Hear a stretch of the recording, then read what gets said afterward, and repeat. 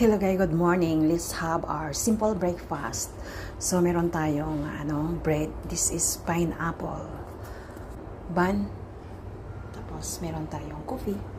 So ayan, so bago tayo mag-work, kailangan natin kumain muna para may lakas tayo, may powers. So ayan. So this coffee is 3-in-1. So ayan. Tapos itong bread, masarap ito siya.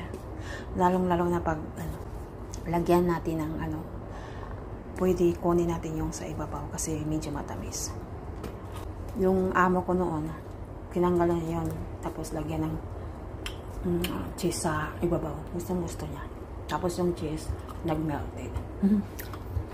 So ayan guys, kain muna tayo. Thank you God and thanks for watching.